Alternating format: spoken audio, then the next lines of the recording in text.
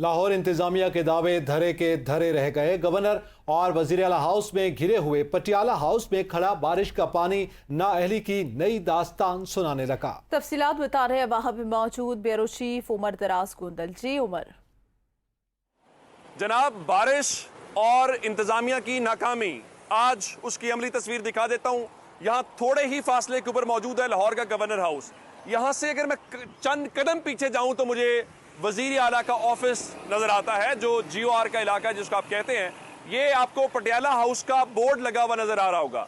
ये वो इलाका है जहाँ पे सरकारी अफसरान जो हैं उनकी रिहाइश है, और अगर इस जगह से भी इंतजामिया अपने घर के सामने से भी पानी नहीं निकाल सकी, जरा ये गली का मंजर दिखाइएगा। मुझे कम से कम मेरा ट्राउजर और पानी इस हद तक मुझे दिखाई दे रहा है, यानी ये है पानी का लेवल। तो ये आपको इंतजामिया के घर की सूरत हाल नजर आ रही होगी, जो अपने घर के बाहर से पानी आज नहीं निकाल सके। ये यहाँ पे बिजली का जाहिर है कि पानी खड़े होने से इसका एक अलग नुकसान हो सकता है, हम खुद खतरा मोल रहे हैं यहाँ पे खड़े होके।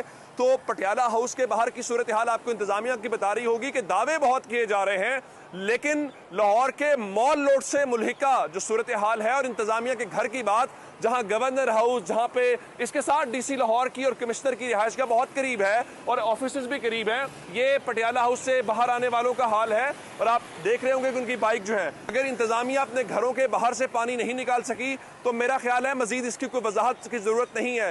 लाहौर में दावे सब कुछ नजर आ रहा है, वासा के हल्का ढूंढने से नहीं मिल रहे। अफसरान ट्विटर के ऊपर एक्टिव हैं और इसके अलावा वो फोटोशूट भरपूर करवा रहे हैं। ग्राउंड की सूरत हाल आपके सामने है। जी।